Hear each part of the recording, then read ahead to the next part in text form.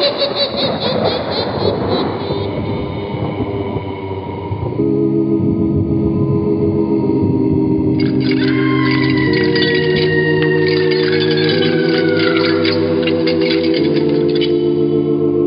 Mysterious Old Radio Listening Society podcast.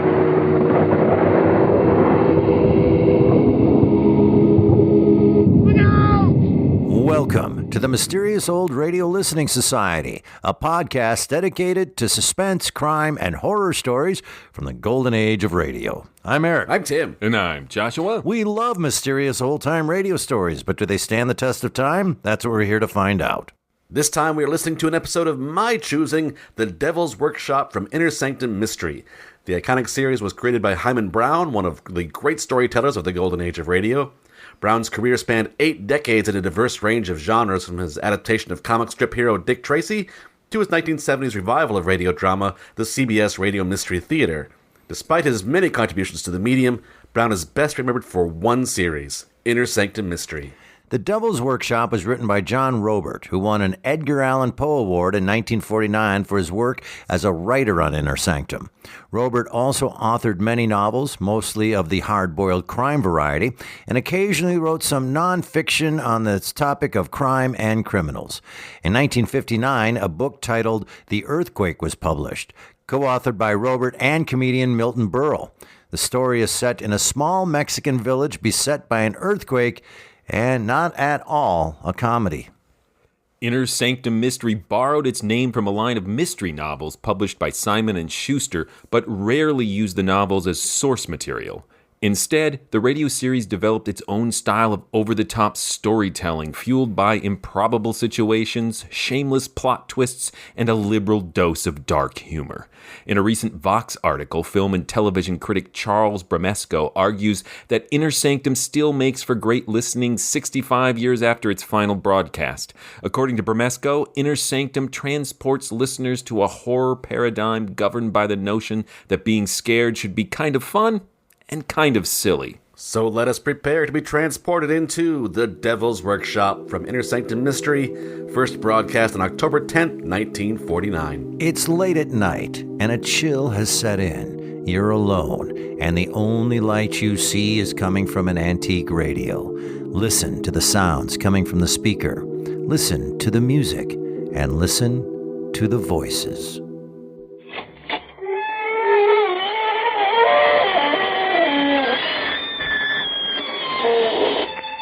Good evening, friends.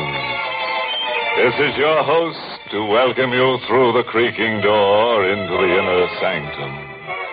Come in, come in. Well, I had my musical bonnet on last night. Went looking for the lost chord, and I found it. Some joker was wearing it as a necklace. I had to cut him loose from a ceiling beam to get the chord. Oh, fun. Later on, we sang sentimental songs. Everyone was so touched. In the head. One gay blade got so hysterical he fell on himself. Ran himself through. There he lay, dead, but no blood. The zombie. The party broke up when everybody broke down. Ah, yes. A little life of an evening can be deadly.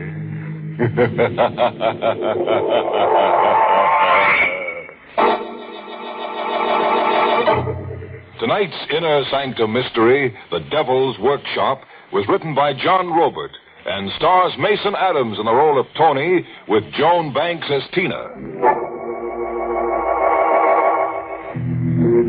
Tonight's story was specially devised to get you used to the coming winter chill. Just try to shrug it off, I dare you. Our hero is Tony Murillo, creator of The Devil's Workshop. A talented young man with a genius for evil. The Devil's Workshop. I created it and I live in it. Living with me is every murderer who ever amounted to anything. Hatchet men, pathological killers, Bloody Mary. and the devil himself. We live in it, all of us, with one difference only. I'm flesh and blood, and they're wax. My hands made them. It's a good business. I can't keep up with the cash orders pouring in from wax museums all over the world.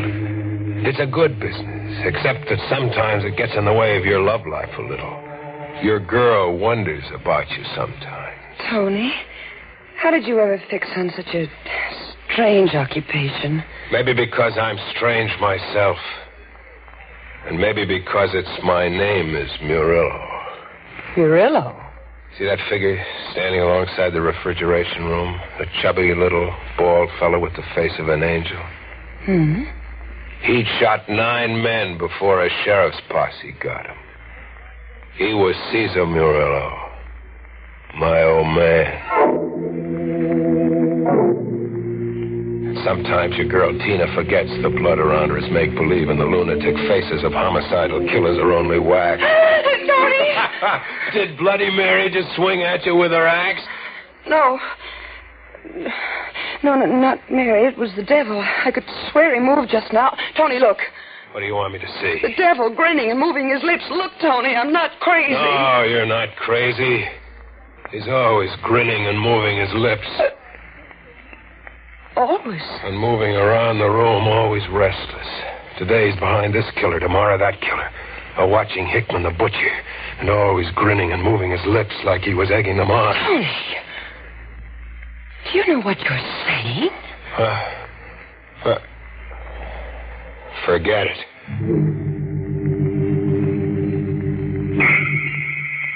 Things happen to you in my kind of workshop. You turn in for the night on an iron army cut and the shop comes alive. You're wax and they're flesh and blood, and all of them having a time of it for themselves. With the devil dividing his time the best he can among all of them. You wake up, and there he is behind someone else for the day. Or you wake up, and he's gone. The devil's nowhere in the workshop. As if he just upped and went on the town. Tina! Yes, Tony? What are you trying to pull? Paul, I don't understand. The devil, he's nowhere in the workshop. Tony, what are you saying? But you were here during the night and carried him off. Nobody else could have gotten in. Why should I steal your devil? I reported it to the police as a theft. To a Sergeant Tracy. Somebody stole your devil, you say? A wax devil. Is there another kind? You were asleep when the door was locked? Yes. Any windows to the loft? 2 leading to a fire escape, but they were bolted from the inside. Well, if the door and windows were locked, how do you figure the robbery was worked? I don't know. Could he have walked out? The devil, I mean. I don't know.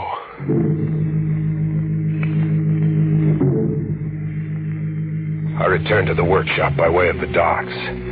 Just a door or 2 from the workshop, a man stopped me. A man in black. Black as if he was wearing the night around him. He wore a hood. Just his eyes showed like small batteries of light.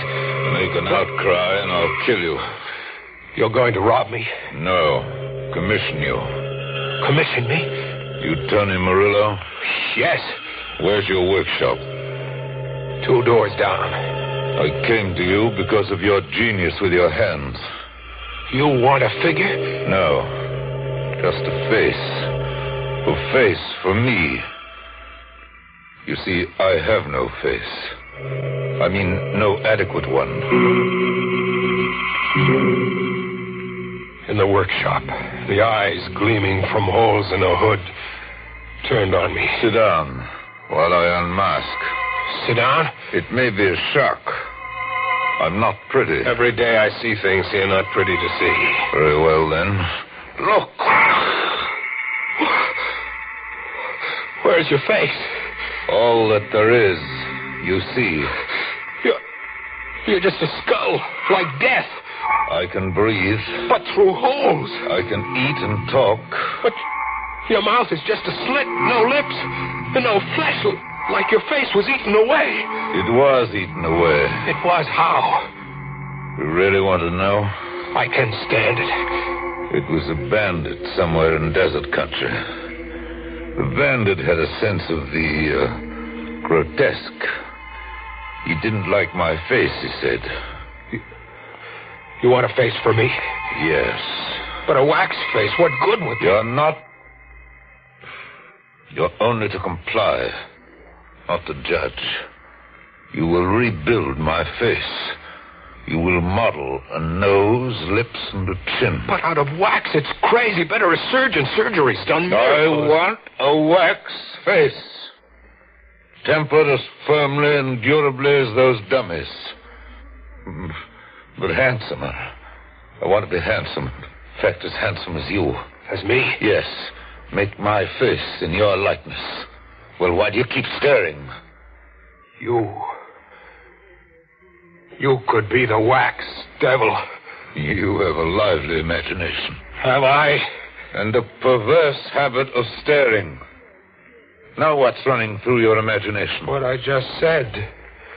You could be the wax devil. I could be wax. The wax devil disappeared this morning. All right, touch me and satisfy yourself. And let's get this over with, so you can work on my face. Feel my hand. It's flesh. And blood, too, believe me. Or would you prefer experimenting with a pin? No. You still think I'm your missing devil? You couldn't be. But... I got to work. I posed myself in the wall mirror and rebuilt his face in wax. A fine, straight nose and a strong chin like mine. I mixed colors into the wax to get a reddish glow to the cheeks. I made the face durable as much as my skill could. And when it was modeled into the warm mass, I kept him in the refrigerator room as long as I dared. You now have a face. Let me see it. Where's your mirror? Over there. Ah. A good job, Tony. I can breathe. And I can talk. You planned your work intelligently. Look at me. I could be you in wax. Yes, you could be me. How long can the face last? Indefinitely, if you keep the cold temperatures. Then I'll live here with you. Live here? I must. Where better than here? I'll have your hands at my disposal. And your refrigerator room. Besides, I want to show my gratitude by rewarding you. Rewarding me? How? By making you rich. Enormously rich. Money, jewels, treasure. Where's all that coming from? From everywhere in the world. From banks and from merchants and from misers. I forgot to tell you. Not only do I not have an actual face, I haven't a conscience either. He was going to steal for me, he said. But he began by stealing from me. Tina. I'd had a date with her, but she hadn't shown up. I'd waited half the night, but she never came. The next day, when she dropped into the workshop, I lammed into her. What changed your mind? Changed my mind? We had a date last night. I waited for you. You didn't show up. I didn't show... Tony, you're insane. We kept our date. We what? We kept our date. And we had fun. For the first time in weeks, we had fun. I even fell in love with you. All over again. What did we do? You don't remember? Tony, what's the matter with you? Never mind. What did we do? Well, there was an open-air movie and a drive into the country. We sang and joked and parked in Lover's Lane. Tony, what is it? What's come over you? You were out last night, all right, Tina. But not with me. You were out joyriding with the devil.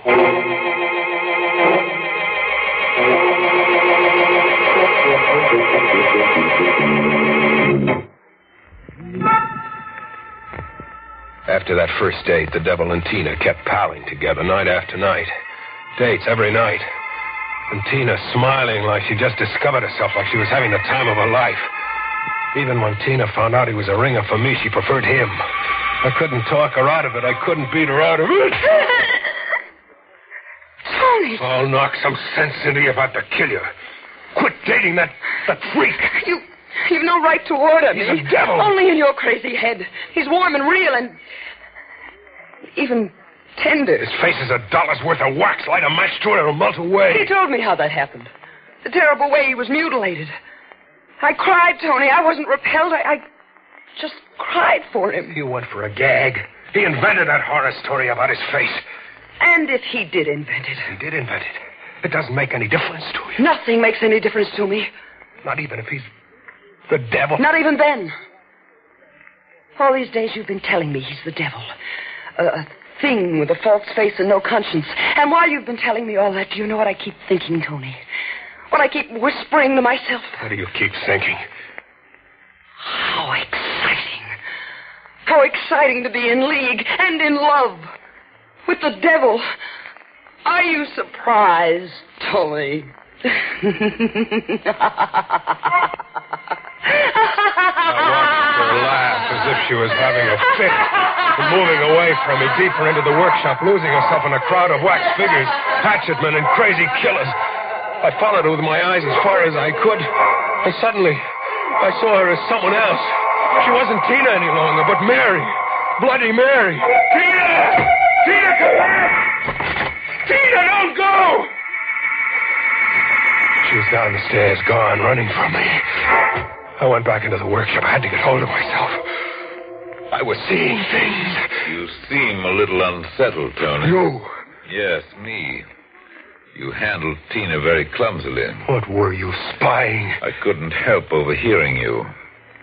I was there in your refrigerator room. You've got Tina in a crazy spell. She adores me, and quite naturally. What do you mean, quite naturally? It's not just the tortured resemblance you and I now bear to each other that draws Tina to me. It's far more than that. I'm more her kind. I don't understand you. She told you she found me exciting. Couldn't you guess why? It was just talk to drive me crazy. To get even for the pushing around I give her. No, it was more than that. You see, you and I are superficially the same, and quite matched mentally. Neither of us can lay too much claim to sanity. But you have one attribute that I don't possess. And it's the lack of that attribute in me that attracts Tina. What haven't you got that attracts Tina? A conscience. You think I'm joking? I don't think you know Tina. On the contrary, you don't know her. You see her as simple and lovely and good. In fact, you want her like that. Consequently, you repress her, where I free her. Now I know you're the devil, scheming to remake Tina in your image. Am I? Did you see her before? Did you see the curious transfiguration she underwent? When she dared free herself and laugh? Really laugh? Yes. She seemed to change right under my eyes. She seemed to change into what? An older face, wild and crazy and gloating. Like Bloody Mary waving her axe. Bloody Mary back there with the wax figures. Like Bloody Mary. That night I crept along after them, the devil and Tina, as an observer, along the harbor front where ghosts of ships float into blackness, to a small park in the fancy East End, where tired men sit on benches and dream into the river. I watched them work as a team, Tina and the devil, smoothly, every move coordinated as if they were both powered by one instinct. The sitter got up to go, and then he screamed suddenly and struggled. The devil had his arms in a vice as Tina swung the axe. I'd been wrong about Tina. The devil was right. Her face looking down on a victim was the face of a maddened killer. The face of Bloody Mary. The devil had promised to reward me by making me rich. He hadn't forgotten. For you, Tony. A small down payment on my gratitude for this face. A man's wedding band. It's not much, but the wretch had little worth stealing. Only a watch, a few paltry dollars, and this ring. The money goes to Tina. I will keep the watch. I don't want the ring. But you must take it. It brings the three of us closer and ensures two of us against notions you may entertain about the police. It also suggests another way that you will eventually become a problem to me. How will I become a problem? You took the wedding band reluctantly just now, but soon you'll become bolder, greedier. Soon you'll want more. Soon you'll demand Tina, too.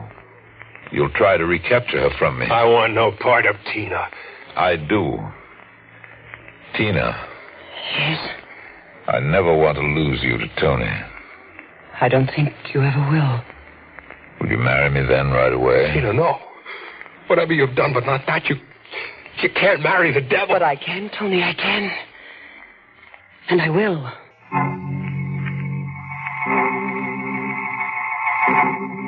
Tina did. And I watched. And do you, Tina, take this man to be your lawfully wedded husband? I do. Please place the ring on her finger. Ring? I forgot about the ring. Tony. Yes? The wedding band you acquired earlier. May I borrow it for the bride? Yes. I have it here in my pocket.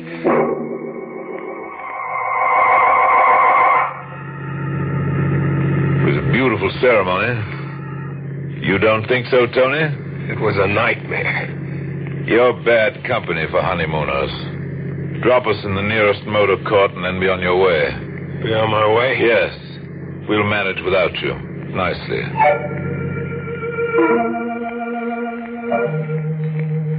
I dropped him at a motor court. But I didn't go on my way much. I pulled the car to a side, shut the lights, and I tried to think. I tried to corner my brain and force one idea through it.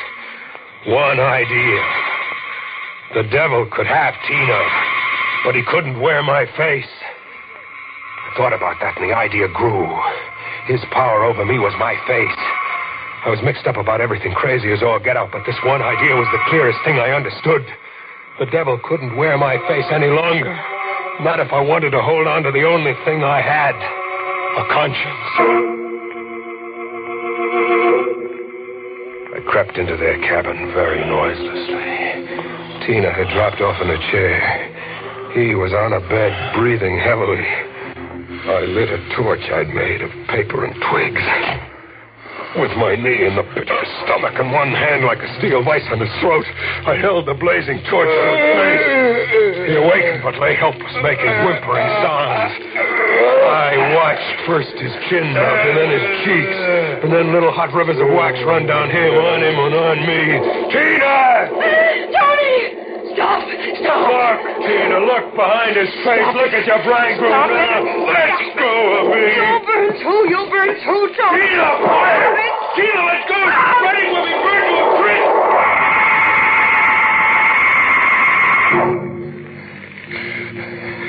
I escaped. I rolled in the dirt outside to stop the flames on my clothes. Tina didn't escape. When she saw the flames were too much, that it was too late to save him, she flung herself across him on his funeral pyre. The last thing in my ears as the cabin began to fall was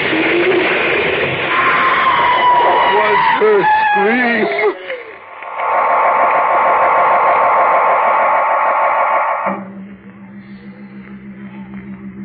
I'm back in the devil's workshop now, winding everything up, making plans to junk everything here for keeps. Sergeant Tracy is here with me, trying to make sense out of what he checked of my story. I had a whole group of specialists go through the rubble of that cabin that burned to the ground. I started the fire. I destroyed his face, and Tina fought with me. I know. You told us that already. There weren't two corpses in the rubble, Tony. Just a lot of wax. Wax over everything. The devil? Was undoubtedly that wax figure you reported missing. But Tina? We're checking over your workshop just now. I find another figure in your inventory missing. Another figure. Bloody Mary. Bloody Mary is missing. See for yourself. I didn't know exactly what you did the other night in acting out your hallucination, but there's no doubt in my mind that the 2 people who were burned in that fire was a wax devil and a Bloody Mary. A man was axed to death and robbed in the park on the East End, you said. That murder never took place, Tony. I'm as crazy as that? Well, let's just say you took that weird business you're in a little seriously. Yeah, that just about explains everything, more or less. Or does it? Or does it?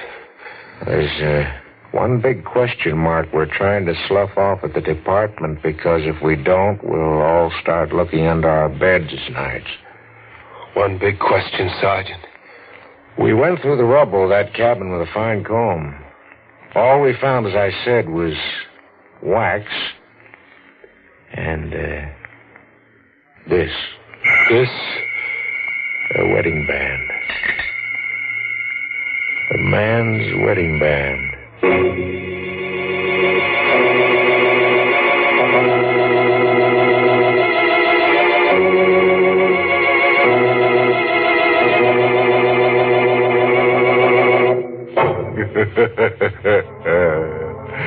I hear there's a sign outside a certain workshop that reads, "For sale, owner gone off permanently." You can buy in cheap, anybody. A small down payment, a wax dollar, say, with your mind as security for the balance of your sanity. So the blazing lovers' triangle finally boiled down to just Tony. Imagine all that wax and no candle wick. As a close friend of mine remarked to his keeper, make a rental service out of your face and you're liable to get it in the neck.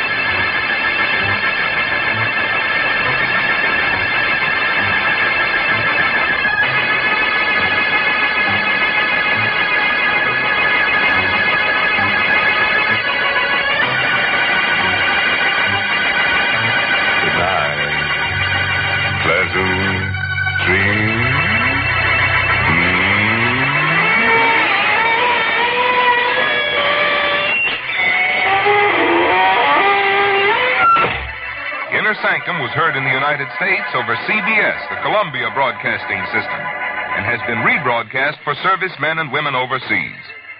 This is the United States Armed Forces Radio Service, the voice of information and education.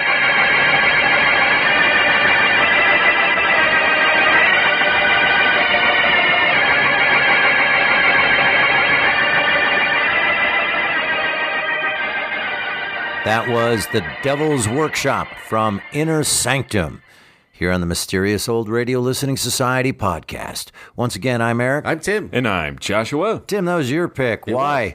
A bazillion years ago, when we first started doing this podcast, we listened to an episode of Inner Sanctum called A Corpse for Halloween. And I loved it to bits. I really, really did. And I've kept ever since then, like, I want to hear another episode kind of like that. And so it finally dawned on me to figure out who wrote it and find another episode written by that guy, John Roeburt. So this is that episode written by that guy that is that same kind of weird I loved.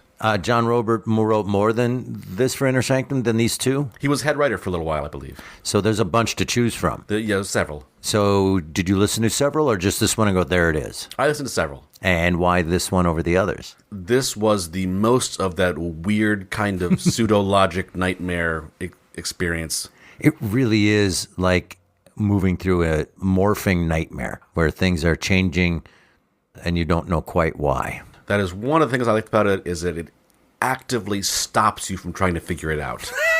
Right. Yeah, I took all these notes, not because I was writing down these brilliant insights. I just had to keep writing down every turn of the story. I was like, I'm never going to remember this. It's like just relentless in its plot twists. Yep. And you never know what's going to happen next. Like, I kept thinking it was going to be one story, and then 2 lines later, not like 5 minutes later, I was like, no, it's this story. No, is it this story? What's going on? But to me, it sets the expectations, I think, correctly for what it's going to do very early. It's not like how we sometimes described dark fantasy, where it's this carefully set up first 15 minutes that gives you all this time to expect something and then just tears the rug out from under you. This just lets you know that there's never going to be a rug. Right. Yeah, and it's not just nonsense. It's very carefully crafted chaos. Yeah, I will give you that. Okay, so guy makes wax dummies, so to speak, dolls, statuettes in his shop. Full size, because he sells them to wax museums around the globe. Yep. Okay, so they're full size. Yeah, that helps. And that's what he does. He makes That's his job. of devils, He has made a figure of a devil. of horror creatures or real life murderers and stuff like that, right? I took it primarily. He does murderers, and then he also, in the workshop, Had a devil. there was a devil. Thank you. Not that I didn't catch all that. I just want to make sure I got it right because, sometimes I say stuff in this podcast and it's stupid because... So, and as Josh was saying, that's at a certain point in the story, this was true. Right. So that's how it begins, and one of them's missing. I'm doing this on purpose because there's so many plot twists to this that I think it's fun to just try to hit all of them. And one of the figures that he made was a replica of his father. Huh. I missed that. Who was a murderer. Which, again, that's a And thing. it just zips by. Because I thought, so that's the story. This is about. I missed that. Yeah. Totally missed that. I thought, so the one's missing, and he goes and tells the police, and then the guy shows up and says, give me a face. Yeah.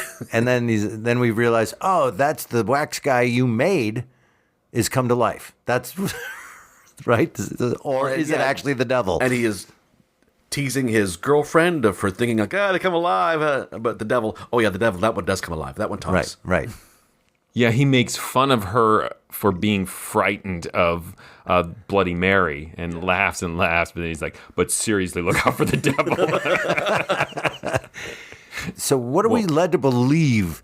That he's a little nuts, or is he still giving her grief in that moment? By the end, there's no guarantee that she existed. God, right? There's that. All of this could be in his head. All of it. Yeah, the only thing they give you is that at some point, he got an engagement ring, and he lit a room on fire, and the engagement ring was in it. That's kind of all they give you is, by the end, is being true. I will say that the thing that brings me the most satisfaction, the concept, is that all of it is made up in his head. All of it. Like, he makes figures, but I think he's nuts. There's no woman, there's no guy, there's no any of it. That helps me like this. I think it's about the only way you can interpret it. Good. Or there was a Tina, and a lot of what he describes about her and her behavior is not true. And she was just dating another guy, and he murdered them all. But they never Or that find she bodies. just left at some point of Yeah. you're weird, bye.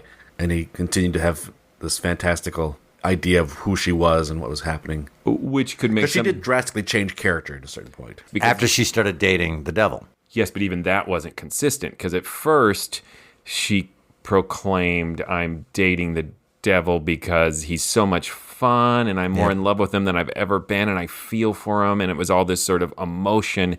And then a couple lines later it was, no, I love him because he has no conscience and I'm a killer too. And so you can read it, I think, as each time he imagines something that he doesn't like, he will readjust it. Yeah. He's his own unreliable narrator. Let's not forget also the first thing she says is, no, I went on a date with you before admitting I knew it wasn't you. Yeah. it's got that dreamlike quality to it that once you hang on to something that, okay, this is where we are, like something shifts. I like the theme of the title being The Devil's Workshop, that the story is a place where we make things sinister and weird and evil. And there's also a maybe slightly deeper spin you can give on this, because they do take the time to say he's made a wax figure of his father, who was a famous murderer, and this idea that he is projecting all of the darkness he thinks he has inherited into these wax figures. He has made a devil figure that he has given his face, and the devil commits all the crimes and has all the terrible thoughts and is the one without the conscience, not him. And these are almost like action figures that he's playing out these scenarios with, Right. whether Tina's real or not. And I thought it was funny that it ended up being Tony and Tina and Devil's wedding. Oh, yeah. Didn't even think about that. I did that show for 10 years, see? You did it for a year. A couple years, yeah. On and Did off. you? You did other... I did Flanagan's Wake. Yes.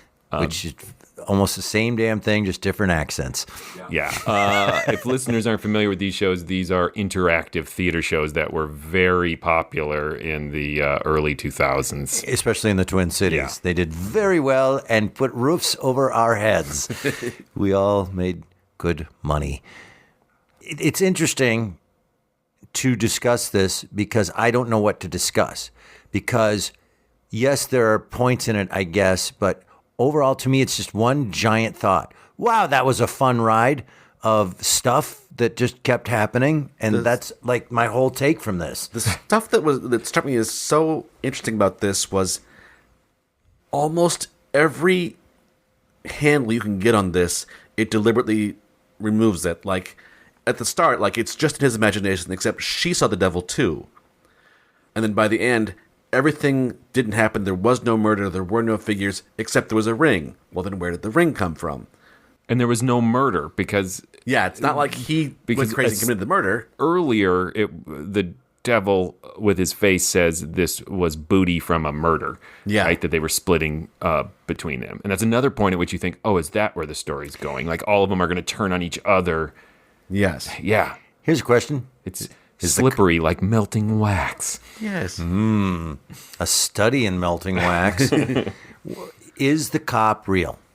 I would say the cop is real for just the structure of Inner Sanctum to work. There has to be one outside authority figure to plant your flag of truth so that you can even question anything. Because if he's not real, there's nothing even to question. Like, there's nothing to compare the insanity to. You've got to have someone who is real, and I think we're supposed to believe him. So meticulous in casting doubt on everything, that anything that it doesn't cast doubt on, you have to assume, like, okay, they made no attempt to make you doubt the cop. Right. Unlike almost everything else in the Except story. the cop is weird, too. The cop is weird, too. I love when he's like, and so I went to the cop and reported my devil statue missing. Right. And the cop's like, yeah, okay. I'm sure they get far weirder visitors than that guy. Or, like, I got the... this wax. Like, are there other kinds of devils you have? I got the feeling, based on nothing other than the read by the actor, that this man has made appearances at this station many times before, and this cop knows him. And I have nothing to base that on, nothing. But that was the overall sense that I got, that like, okay, now what's missing? Did anybody else feel that vibe? There's a number of odd readings. I mean, yeah. Like a dark deal you make with the devil, right? Now I gave you my face and now I'm going to make you wealthy. But the devil sort of doesn't really follow through on that. He's like, I'm going to leave you my ring and I need that right back from yes. you. Yeah. So that didn't go where I thought it would go. And I wasn't sure if maybe there was some literary or folkloric allusion in the devil's very strange story about how he lost his face that was somehow lost on me. I got the sense that he was saying he was shot in the face. But he said a bandit stole his face. There was Something something to the bandit. I don't remember. There's something about it that made me think, oh, he was shot in the desert in the face. I listened to a couple times, and it's intentionally cryptic.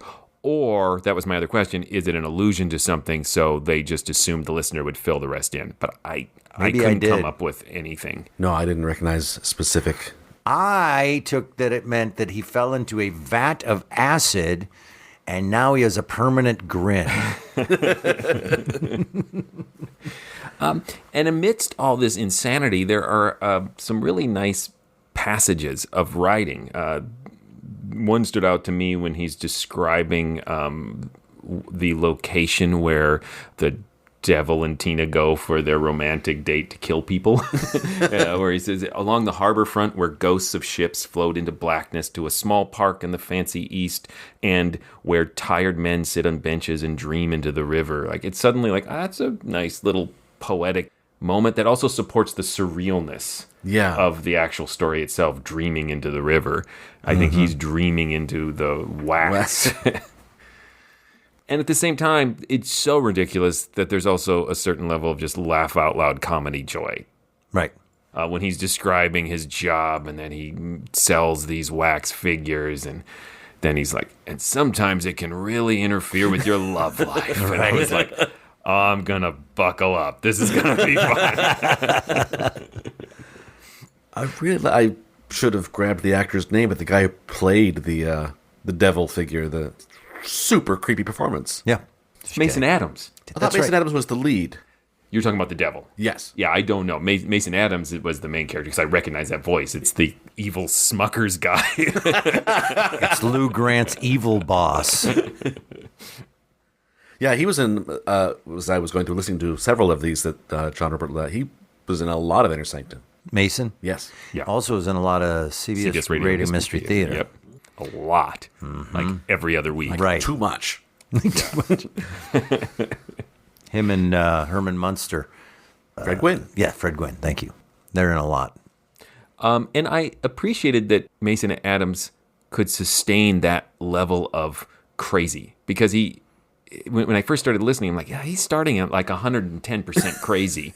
Yes. Right? And I'm like, does he have anywhere to go? Right. Nope. He kept it sustained. He just stayed right at that level of like, the whole time. Just crazy. Which is, as actors, we were taught not to do. Escalate, have somewhere to go, right? Until breaking point. I thought it was pretty well done to just stay at breaking point the entire time. Yeah, it's like, we enter at breaking point. Mm-hmm. We didn't talk about the puns. No. Oh, God, they were great, though, in a terrible way. Some of them, again, not puns. I think you're being generous on some of them. There's one that is, hands down, if nothing else, this is a classic for this pun, because there is this allusion to a poem in that first pun that is actually, for a pun, quite complicated and involves actual unpacking of Lay it on us. Lay it. I'm ready. There's the one about he puts on his musical bonnet and he was looking for his lost cord, and he finds the guy hanging by it from the ceiling rafters. But the lost cord is a poem by Adelaide Proctor, and it's an expression, or you may have heard it as it's an obscure allusion, but in other movies or TV shows or books, for this moment in the poem, a woman is just absentmindedly playing on the keys of an organ, and she hits this incredible chord that transports her, and she has this majestic religious experience, and then she can never find that chord again. It's the lost chord, and she thinks that maybe she'll hear it again one day when she dies. And so that lost chord is what he uses to hang himself, thus finding the lost chord in death. Wow. Yeah. There's a lyric in the song Hallelujah that I associate with that. I don't know if they're from the same and source. Perhaps, yes, the lost chord is a reference further back than the poem by Proctor. My wow wasn't that's interesting. My wow was, wow, how do you know all that? Did that just enter your head, or did you do research? I knew the expression, the lost chord. Yeah, that's and crazy. So That's crazy. You know was too curious, much. like I was that. hoping that you were going to unpack musical bonnet for me. That's Well, no, that's just the bonnet you put on when you're going to play some music. Sure, You don't have yeah. one? It's for safety. It's like a helmet. This is that generation. They can't got to ride bike helmets and organ helmets. Although in Inner Sanctum, you should probably wear an organ helmet. An organ helmet is, don't Google that. Well, you wear those in football, right? Yeah. Okay. I wish we would have called them organ helmets instead of nut cups. I'm putting on my organ helmet. Billy, I'm sorry about you getting beat up right now, but I'm going to help. You're cut. You're cut. All right. Any other thoughts, or should we vote? I'm happy to vote. Hey, I'll start this week. I'll tell you this. I really enjoyed this. That was really fun. I didn't care. I didn't need to know what was going on all the time. There was just a lot of action and screaming and morphing and weirdness, and it was scary, and I thought the performances were awesome. I think it actually stands the test of time. I won't call it a classic, but I will say that was an enjoyable piece of horror theater. Yeah, I agree with that. This 100% scratched the itch I was feeling of, like, I want to hear another episode like Corpse for Halloween that's just weird and freaky and nightmarish. And this was. I would not call this a classic. It's personally, to my taste, my favoriteest of things. But it's not just art school student weird. It's really well put together weird. I feel bad that we did not address whatever novel The Earthquake is, written by him and Milton Berle. It's going on my reading list, though. What could that book be? That there was like a little snippet of these various characters, a sort of anthology thing of them all coming together in this little Mexican town, and then Earthquake. Milton Berle. So I'm very curious. Thank you for reading that so you can synopsize it for me. So yes. Yes. Get on that, Joshua. Let us know what that's about. Stands the test of time. Yeah, this was just over-the-top, boisterous fun. It's Inner Sanctum, so this style, like you, Tim, I love. It's so ridiculous, it's never really suspenseful, but it's so ridiculous that it is never for a second boring. Well, I take it back. It is suspenseful in this different way, where you are in the most literal way, like, what the hell's going to happen? Yeah, am I ever going to land? Yeah. So I would think say it was very suspenseful. It's more disorienting than suspenseful, but in a really fun way. Because it's not like you invest in any of the characters, because they're not real enough, so you're just invested in what happens next. And I think the story just twists and twists and twists until it, in a very intentional way, like the character themselves, just kind of collapses under its own madness. Right. And you're right. Just in our discussion, I realized there's more here than I initially even thought on my first listen. So I think it is complex, maybe too strong, but there's more going on in this weirdness than I even thought at first, I think. Particularly because I had forgotten about the wax figure of his dad. And for some reason, I think in some weird Freudian way, that's the key to unlocking the story, but maybe not. But I definitely think it stands the test of time in that I think it is a expressionist fever dream now, and it was in 1949. And I think you are just supposed to listen to it with that same sardonic grin that the host has, and nod along knowingly. To my personal taste, one of the things I like about this is that you don't get this kind of scary story anymore. No. These days, it's so often just jump scares. Back in my day, they're weird. Man shaking fisted jump scares. Yes. Get off my lawn, jump scares. Darn it! Which I don't mean to be dismissive, because there's some awesome horror these days. But I really like this variety. Yeah, this is a fantastic episode of fun, and I love it. But I want to say this, that I think the ookiest part of this whole thing was when I was imagining, before I knew more about what was going on, at the beginning, that Tina was making out with Wax Face. I was totally like, he put on a strangely thick coat of lip balm. Right?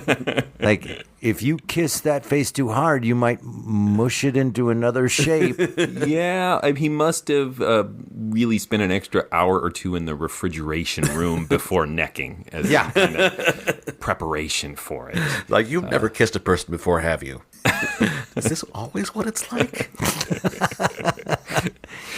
We didn't even talk about, though, the strange horror of burning off the wax face. Even though it's not flesh, it's wax. That shouldn't have been as horrific as it was, but And melting it on his own writhe. skin. Yeah. Yes. Yeah. Nasty. Well, now we just did. Good for us. Yeah. Tim, tell him stuff. Hey, please go visit ghoulishdelights.com, home of this podcast. We have many other episodes there. You can vote in polls. Let us know what you think of these episodes. Leave comments. Respond to other people who commented. Respond to other people who commented responses to your comments. It goes on and on. You can send us messages. MC Escher drawing. So complicated. Fractal commenting. I'm commenting upside down on a staircase. You can link to our social media pages. You can link to our Threadless store and buy some swag. You can also link to our Patreon page. Yes, go to patreon.com/themorals and become a patron today. What are you waiting for? Support this podcast. Our patrons are what makes this podcast possible, as well as recording technology and the internet. But your financial support also helps make it possible, and you will get all sorts of great benefits. Perhaps even in the near future, you will receive a book report from me on the earthquake by this guy in Milton Borough, but only for patrons. And if you'd like to see us performing live, the Mysterious Old Radio Listening Society Theater Group, we do audio theater live on stage, recreations of old-time classic shows, and a lot of our own original work. We perform monthly somewhere and have been for many years. If you'd like to see a performance by us of radio drama, you can see what we're performing this month and where we're performing by going to mysteriousOldRadioListeningSociety.com or even quicker, GhoulishDelights.com. Just go there, GhoulishDelights.com, and there you will see what and where we're performing. If you can't make it in person, no big deal, because if you're a Patreon, we film them and you get that as part of your Patreon package to watch our live shows. So if you're like, I'd really like to see that, but I live in the Netherlands, I don't know. Whoa. No, why did that? Netherlands. Yeah. Hey, you just become a Patreon and then you get that. Hey, what's coming up next? Next is your pick, Eric. That's what I thought. All right, we are going to listen to an episode of Sears Radio Theater called Milwaukee Deep. Until then... Look out! Good evening, friends. This is your mysterious old co-host here to open the creaking pun for just a little more unpacking. To answer Tim's question about the song Hallelujah, the lyrics refer to a secret chord, not a lost one, which is a biblical allusion to the musicianship of David. That being said, Leonard Cohen was a smart guy, and given the religious theme of the poem, he may have intended the secret chord to echo the lost chord. If nothing else, he was undoubtedly familiar with the significant role Adelaide Proctor's poem played in musical history. In 1887, the lost chord was put to music by none other than Arthur Sullivan of Gilbert and Sullivan fame. The song was a hit, and in 1888 it was etched onto a phonograph cylinder, making it the oldest musical recording known to exist today. And all of this from a pun written 74 years ago by a guy who co-wrote a non-funny novel with Uncle Milty, which I just bought off the internet and am totally going to read. This is why I love old-time radio.